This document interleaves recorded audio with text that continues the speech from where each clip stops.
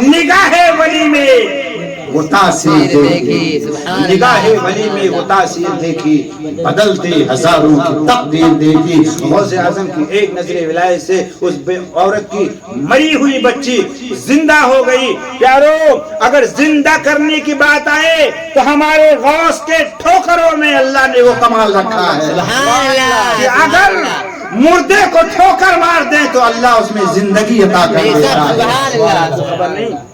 इसी तरह एक दूसरी औरत का बच्चा था, छोकरा इंतकाल कर गया और उस औरत का शौहर भी इत्तेफाक से न था। वो औरत जिसका शौहर न था, बेवा थे, उसी बच्चे का सहारा था। जब वो इंतकाल कर गया ना तो अब ये बड़े कलक के साथ रोने लगी कि हाय मेरी दुनिया लुट गई, मेरी दुनिया बर्बाद हो गई, अब मैं कहां जाऊं। इसी तरह रो रही थी तो किसी अक्लमंद लोग इंसान ने उसे देखा और देखने के बाद में पास बुलाया, कहा इधर आओ बेटी, क्यों रो रही हो। सारा माजरा बताया ना कि ऐसा ऐसा मामला है, मेरा बच्चा इंतकाल कर गया, मैं क्या करूं, मेरा सहारा ही नहीं है कोई, तो मैं क्या करूं, रोऊं ना तो। उस इंसान ने कहा कि वो देखो बच्चे खेल रहे हैं छोटे छोटे, उसमें एक बच्चा है जिसका चेहरा बहुत हसीनो जमील है, जिसके चेहरे को देखकर ऐसा लगता है कि इसके चेहरे को देखने से खुदा की याद आ जाती है, जिसके चेहरे को देखकर ऐसा लगता है कि ये नूर अला नूर है। आला हजरत सरकार ने जिसे फरमाया है कि तेरी नस्ले पाक में है बच्चा बच्चा नूर का, तू है अहले नूर, तेरा सब घराना नूर का। उस इंसान ने कहा कि देखो देखो वो छोटा सा जो बच्चा है जिसका चेहरा चमक रहा है। सब बच्चे खेल रहे हैं और बच्चे खेल कौन सा खेलते थे, बच्चों की बारी थी। एक कहता था सबको मर जाओ तो सब लेट जाते थे आंखें बंद करके, फिर कहता था खड़े हो जिंदा हो जाओ, सब उठ करके खड़े हो जाते थे। उस शख्स ने कहा ओ बहन सुन, वो जो अब्दुल कादिर जिसका नाम है ना, नूरानी चेहरे वाला बच्चा है, जब इसकी बारी आएगी, जब ये कहेगा कि मर जाओ तो हकीकत में सब बच्चे मर जाते हैं, उनकी रूह निकल जाती है, और जब कहता है जिंदा हो जाओ तो अल्लाह उनकी रूह को पलटा देता है। सुन सुन मैं तुझे इलाज बताता हूँ, चली जा, ये बच्चे जहाँ खेल रहे हैं ना पास में झुक कर के खड़ी हो जा, सब बच्चे खेलते रहेंगे, लेकिन जब अब्दुल कादिर की बारी आएगी ना तो तू बड़े एहतियात के साथ चुपके से अपने बच्चे को उन्हीं बच्चों के बीच में लिटा देना, उन्हीं बच्चों के बीच में लिटा देना। कहा फिर क्या करूं, कहा कुछ करना नहीं, चुपचाप तुम बैठी रहना, जब उस बच्चे की बारी आएगी वो कहेगा कि बच्चों जिंदा हो जाओ तो तेरा बच्चा भी जिंदा हो जाएगा। अब वो औरत बड़ी चुपचाप लेकर के आई, छुपते छुपाते एक कोने में खड़ी हो गई, बच्चे खेल रहे हैं, सब एक दूसरे को कहते चलो सब मर जाओ, सब आंखें बंद करके लेट जाते, कहते जिंदा हो जाओ, सब उठ करके खड़े हो जाते। ये औरत सब देख रही है, इंतजार कर रही है अब्दुल कादिर जीलानी की बारी कब आती है। अल आखिर प्यारे मुसलमानों, मेरे गौसे आजम की बारी आ गई। औरत देख रही है हमारे आका अब्दुल कादिर जीलानी रजी अल्लाह ताला अन्हु बच्चों से फरमाते हैं ओ बच्चों तुम मर जाओ। सब बच्चे लेट गए। औरत बड़ी एहतियात के साथ अपने बच्चे को लिया, उन बच्चों के बीच में लिटा दिया। लिटाने के बाद में फिर चुपके से खड़ी हो गई। अल्लाह अल्लाह थोड़ी देर के बाद गौसे आजम जिलानी जो अभी बचपने में है इरशाद फरमाते हैं ओ बच्चों जिंदा हो जाओ। सब उठकर जिंदा हो गए, सब उठकर खड़े हो गए, लेकिन एक जो हकीकत में इंतकाल कर चुका था, एक जो हकीकत में मर चुका था, वो खड़ा ना हुआ। मेरे गौसे आजम उसके पास तशरीफ ले गए, कदमों से ठोकर मारी, कहते हैं सब खड़े हो गए, तू क्यों नहीं जिंदा होता। तारीख कहती है हमारे गौस के कदम का ठोकर लगना था, मरा हुआ बच्चा उठ करके बैठ गया, मरा हुआ बच्चा जिंदा हो गया। और ने कमाल देखा, ये कमाल देखा तो उसे भी मानना पड़ा। अल्लाह वालों को अल्लाह ने ऐसा कमाल दिया है कि इनकी बारगाह में जो आता है उनके दामन को भर दिया जाता है। निगाहे वली में वो तासीर देखी, बदलते हजारों की तकदीर देखी। प्यारे मुसलमानों, मेरे तेरे गौस बचपने में जब ये पावर है, बचपने में जब ये पावर है तो जब जवानी का आलम हुआ होगा तो पावर क्या रहा होगा।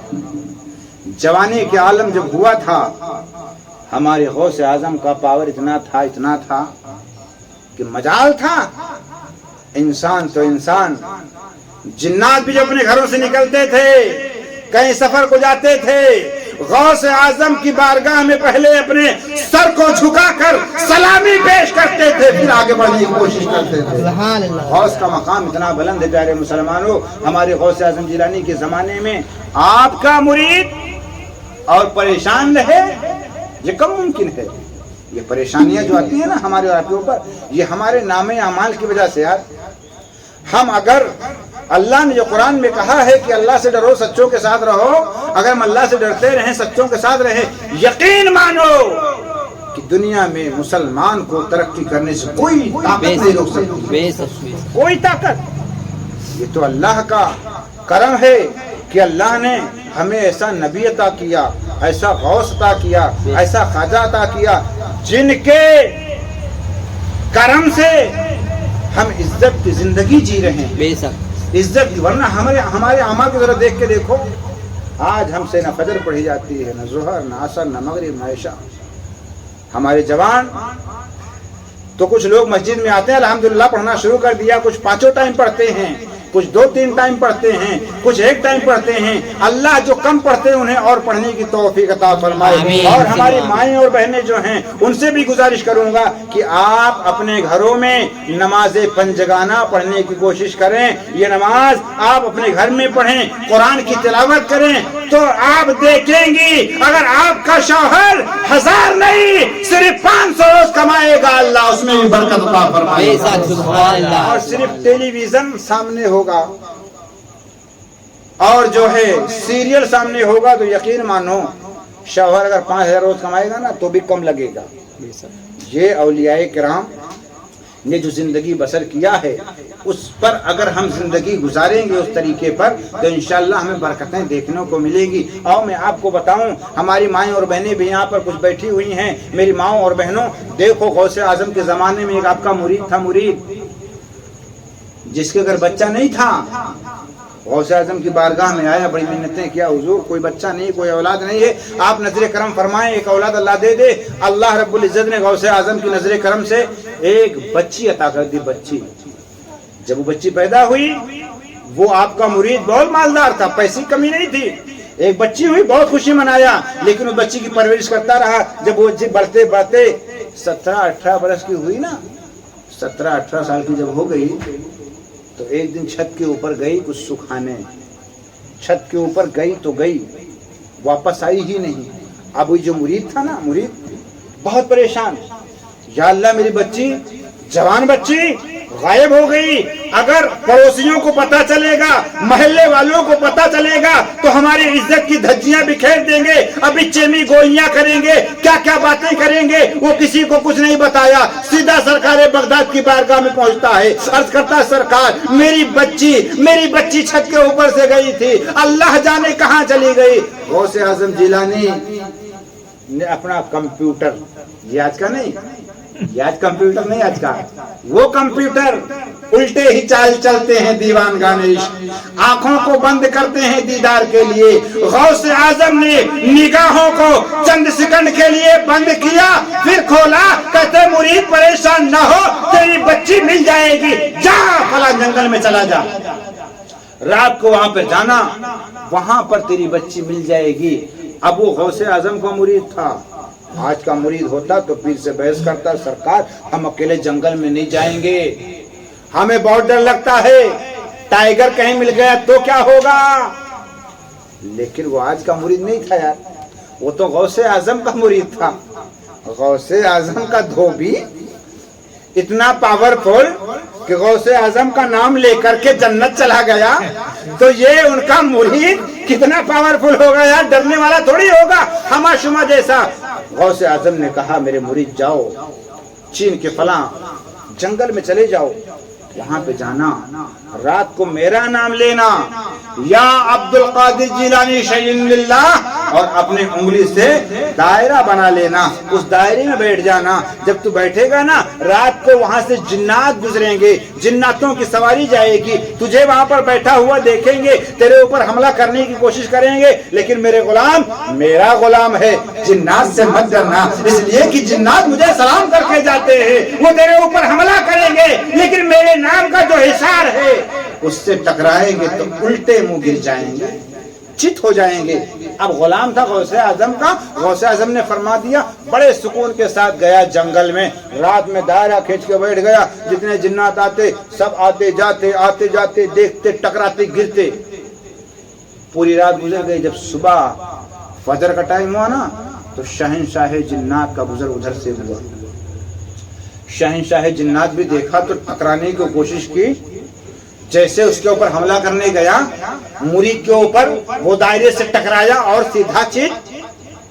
अब इसका भी अकल चकरा गया, ये क्या मामला है, एक छोटा सा इंसान और मैं गिर गया। पूछता है तू है कौन? मुरीद ने कहा कि मैं गौसे आजम का मुरीद हूं। कह दो सुभान अल्लाह। जैसे ही शहंशाह जिन्नात ने मेरे तेरे आका गौसे आजम का नाम सुना, फौरन हाथ बांध करके खड़ा हो गया, अर्ज करता है अरे मेरे आका के मुरीद बताओ गौसे आजम ने तुम्हें यहाँ क्या करने भेजा है?